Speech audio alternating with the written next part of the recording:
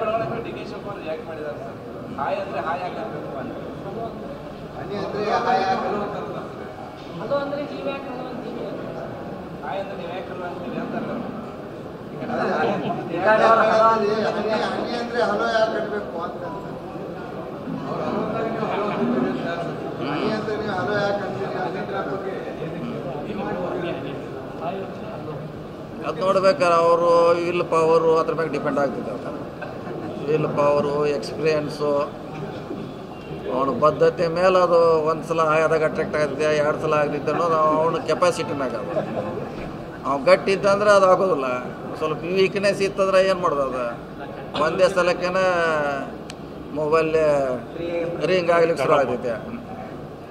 Depend upon ಅವನ will power, ಅವನ ಅನುಭವ. ಅವ ಏನು ಮೊದಲೇ ಹಿಂಗೆ ಆಗ್ತಿತ್ತು ಅಂತ ಅವನ ಹೆದರಿಕೆ ಇತ್ತಂದ್ರೆ ಅವನು 10 ಸಲ ಹಾಯ್ ಅಂದರೂ ಅವೇನು ಆ ಕಡೆ ತಿರುಗಿ ನೋಡೋಲ್ಲ.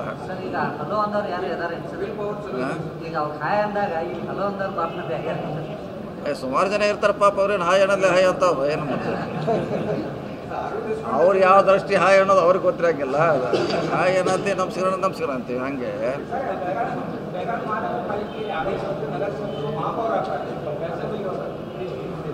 ಯಾವುದ್ರೆ ಅದು ಕೋರ್ಟ್ ಸ್ಟೇ ಆಗಿದೆ, ಅವರು ಯಥಾಸ್ಥಿತಿ ಮುಂದುವರಿತಾರೆ. ಅದ್ರೊಳಗೆ ಆರೋಪ ಅಂತ ಹೇಳಿಕ್ಕಾವಲ್ಲ. ಇನ್ನೂ ಅಂತಿಮವಾಗಿ ಫೈನಲ್ ಡಿಸಿಷನ್ ಬರಬೇಕು, ಬಂದ್ಮ್ಯಾಗ ಅದ್ರ ಬಗ್ಗೆ. ಈಗ ಅವರು ಮೆಂಬರ್ ಅದು ಕಂಟಿನ್ಯೂ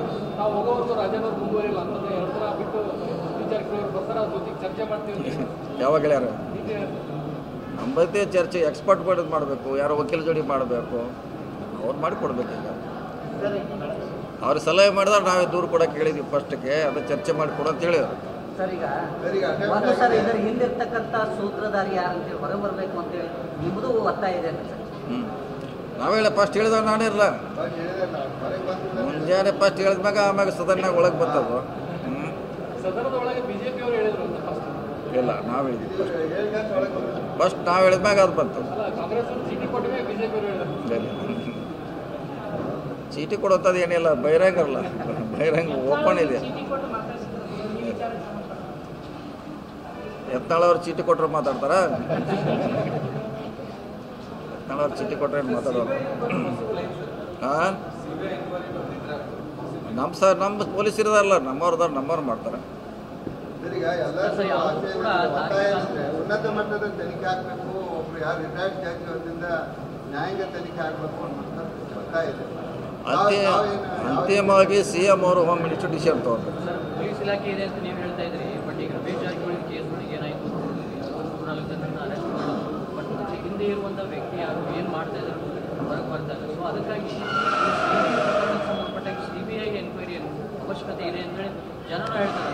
ಇಲ್ಲೆಲ್ಲ ನಮ್ಮ ಪೊಲೀಸ್ ಇರ್ತಾರೆ, ನಮ್ಮ ಪೊಲೀಸರು ಮಾಡ್ತಾರೆ. ಯಾವುದೇ ತನಿಖೆ ಆದರೂ ಪಾತ್ರಧಾರಿಗಳು ಅಷ್ಟೇ ಪರದಾಡ್ತಾ ಇದ್ದಾರೆ, ಸೂತ್ರಧಾರಿಗಳು ಬಚಾವ್ ಆಗ್ತಾ ಇದ್ದಾರೆ. ಈ ಸೂತ್ರಧಾರಿಗಳು ಹೊರಗೆ ಬರಬೇಕು ಅನ್ನೋದು ಡಿಮಾಂಡ್ ಅಲ್ಲ, ಆ ರೀತಿಯ ತನಿಖೆ ಆಗಬೇಕು ಅನ್ನೋದು ಡಿಮಾಂಡ್ ಅಲ್ಲ. ಸರ್, ಈಗ CD ವಿಚಾರ, ಇದು ಕ್ರ್ಯಾಪ್ ವಿಚಾರ ಬಂದಾಗ ಒಬ್ಬ ವ್ಯಕ್ತಿ, ಒಬ್ಬ ಮಹಾನ್ ನಾಯಕನ ಹೆಸರು ಪದೇ ಪದೇಯಾಗಿ ರಾಜಕಾರಣದಲ್ಲಿ ಕೇಳ್ಬರ್ತಾರೆ. ಇದರಲ್ಲೂ ಅವ್ರದೇ ಪಾತ್ರ ಇದೆ ಅಂತ ಹೇಳಿ ಅನಿಸ್ತಾ ಇದೆ. ಈಗಾಗಲ್ಲ ಇನ್ಕಲೇ ಕೆಲವು ಅರೆಸ್ಟ್ ಆಗಿದ್ದಾರೆ, ಅದು ಪಾರ್ಟಿಕಲಿ ಕನೆಕ್ಟೆಡ್ ಇಲ್ಲ. ನಮ್ಮ MLAಗಳನ್ನ ಟ್ರ್ಯಾಪ್ ಮಾಡಿದ್ರಲ್ಲ, ಅದು MLA ಮಾಡಿದ್ರು, ಮಂತ್ರಿಗಳು ಮಾಡಿದ್ರು, ಅದು ಪಾರ್ಟಿಕಲಿ ಕನೆಕ್ಟೆಡ್ ಇರಲಿಲ್ಲ. ಕೆಲವು ಕಡೆ ಇದೆ, ಹೀಗೆ ಅದಕ್ಕೆ ಒಂದು ಸಲ ಬಿಸ್ನೆಸ್ ಸಂಬಂಧ ಇದೆ, ಕೆಲವು ಬ್ಲ್ಯಾಕ್ ಮೇಲ್ ಸಂಬಂಧ ಮಾಡ್ತಾರೆ, ಕೆಲವು ಪಾರ್ಟಿಕಲಿ ಮಾಡ್ತಾರೆ, ಎಲ್ಲ ರೀತಿ ಇದೆ. ಈ ಥರ ಹಿಂಗಿದೆ ಅಂತ ಹೇಳೋಕ್ಕಾಗಲ್ಲ ನೇರವಾಗಿ. ಕಾಯಿನ ಪೊಲೀಸ್ ಇನ್ವೆಸ್ಟಿಗೇಷನ್ ಮಾಡಿ ನಮ್ಮವರು.